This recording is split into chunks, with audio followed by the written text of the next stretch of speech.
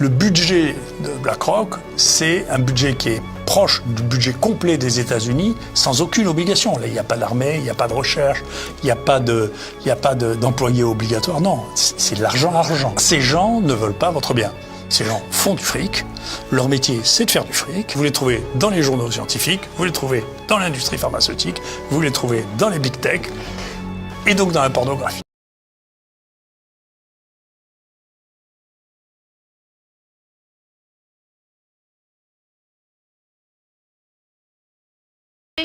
Ramasser les miettes, vous appelez ça la sécurité, vous? Vous savez combien il nous a coûté, le Mexicain, en 15 ans?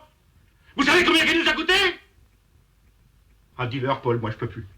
À 500 sacs par mois, rien que de loyer, ça fait 6 briques par an. 90 briques en 15 ans. Oh là là. Bon, faut que je fasse une guerre là, le Covid-19. C'est bon? Bill Gates et Rothschild m'ont dit de lancer le confinement. Hein. On va voir Didier pour organiser ça.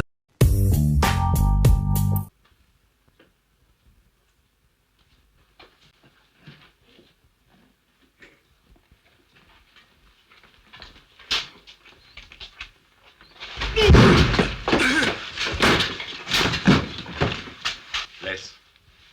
Bonsoir, messieurs. Madame. Et quelle arrivée spectaculaire. J'adore ça, c'est mon style. Je croyais pas t'avoir invité. Mais t'avais pas à le faire. Je suis chez moi. Qu'est-ce que t'organises? Un concile, tu permets? Je les avais réunis pour décider ce qu'on faisait pour les Mexicains. Rapport aux obsèques. Non, ça va pas recommencer, je vais pas encore endosser le massacre.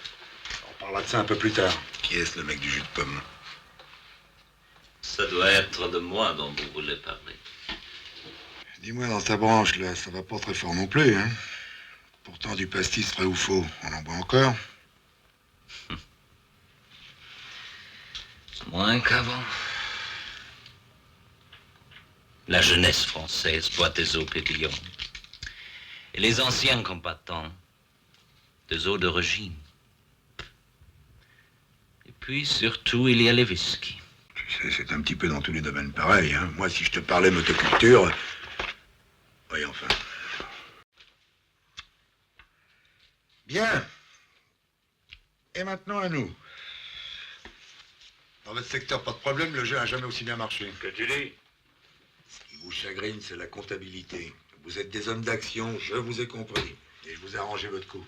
T'arranges, si on n'était pas d'accord. Tu vas voir que c'est pas possible. J'ai adopté le système le plus simple. Et regarde. On prend les chiffres de l'année dernière et on les reporte. Arrête, toi. L'année dernière, on a battu des records. Eh ben, mais vous les égalerez cette année. Vous avez l'air en pleine forme, là. Gai, entreprenant, dynamique. Et en plus, il nous charrie, c'est complet. Pascal, Oui, monsieur Fernand. tu passeras à l'encaissement chez ces messieurs ce week-end. C'est ça, si on paye pas, tu nous butes. Monsieur Raoul. Bien. Messieurs, il ne me reste plus qu'à vous remercier de votre attention. Bastien accompagne ces messieurs.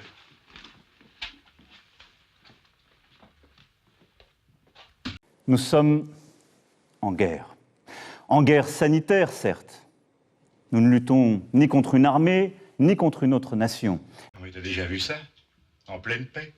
Il chante et puis il craque un bourre-pif. Mais l'ennemi est là, invisible, insaisissable, qui progresse.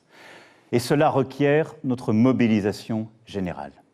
Mais il connaît pas Raoul, ce mec. Il va avoir un réveil pénible. J'ai voulu être diplomate à cause de vous tous, éviter que le sang coule, mais maintenant c'est fini. Je vais le travailler en férocité, faire marcher à coups de latte. Mais il est complètement fou, ce mec. Mais moi, les dingues, je les soigne. On va lui faire une ordonnance. Et une sévère. Je vais lui montrer qui c'est Raoul. Aux quatre coins de Paris qu'on va le retrouver éparpillé par petits bouts, façon puzzle. Moi, quand on m'en fait trop, je correctionne plus. Je dynamite. Je disperse. Je ventile.